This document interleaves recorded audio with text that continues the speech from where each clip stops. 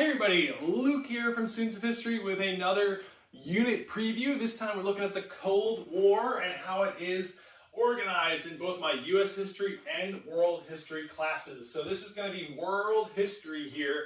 First, looking at the Cold War, I'm going to have an introduction to it. This is going to be one of the longer units because obviously the Cold War is a long time in world history.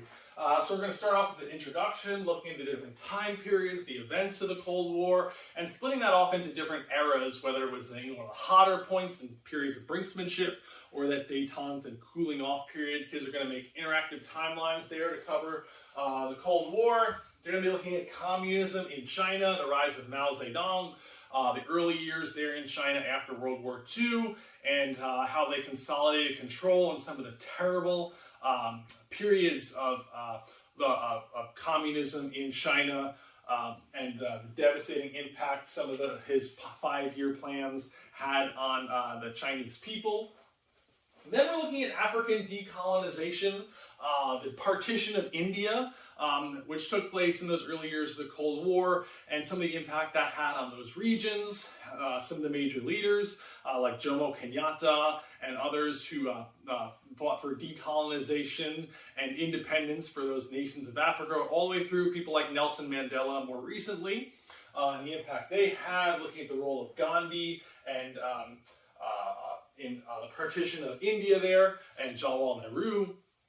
And they'll look at some primary sources there in that lesson.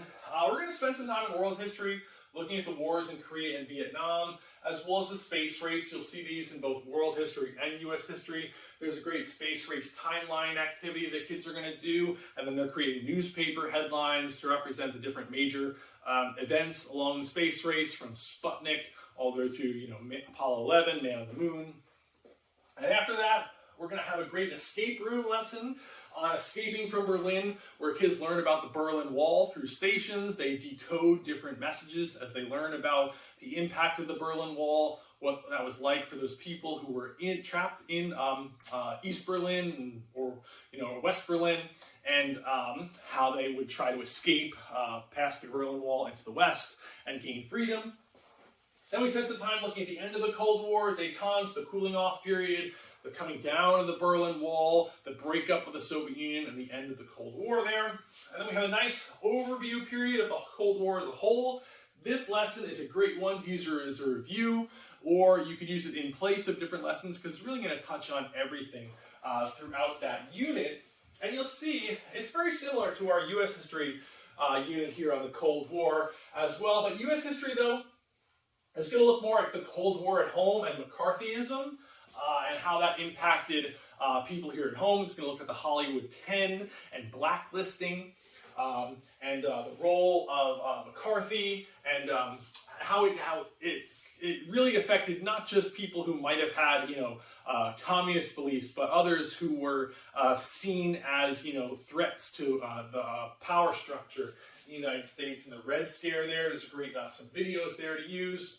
We'll look at containment in the Korea and in Vietnam. Some great resources from inside North Korea, and looking at two sides from the Korean War and some North Korean propaganda. So Eisenhower's People program was this great plan to promote world peace during the Cold War. We spent so much time on conflict and fighting and death, especially in the Cold War unit. I love this lesson because it's a lesson about somebody really promoting world peace, and a plan for that, which was Eisenhower's People to People program. We spent some time looking at the Kennedy presidency and the impact of John F. Kennedy. Some great videos, and then kids love the conspiracy theories, looking at his assassination. We'll spend some time looking at the Cuban Missile Crisis. This is an awesome interactive lesson where kids have to decide what to do. Imagine if this had happened, what would be your decision? Because this was really at the brink of nuclear war. A lot of Kennedy's advisors were trying to get him to be more aggressive. And today we learned what might have happened. We were so close to war there. Well, you see, you got your space race lesson here as well. We'll spend a day on the Vietnam War for U.S. history. But again, you have some of those. You got the escape room lesson, you got the détente at the end, you got the overview. There's a ton of great lessons for both curricula here, U.S. history and world history. They both have the reviewed end, and then they both have the assessments at the end of the unit. These assessments are editable. You have Google Forms versions that they can take online. You have separate tests for retakes or students who are absent. You're going to have distance learning hubs where all of your distance learning materials are there in one. So if you're teaching virtually or online, you're going to have everything right here for you with flipped classroom videos, digital notebook activities, and then a whole bunch of Google Doc activities that you can use. These are going to be linked in the lessons themselves also, so you know where to use them, but it's great to have them all in one spot with your reading activities and your online assessments as well.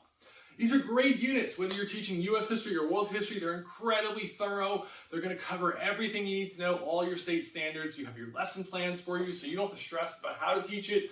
The pacing is done for you, so you don't have to worry about how to pace out your lessons either.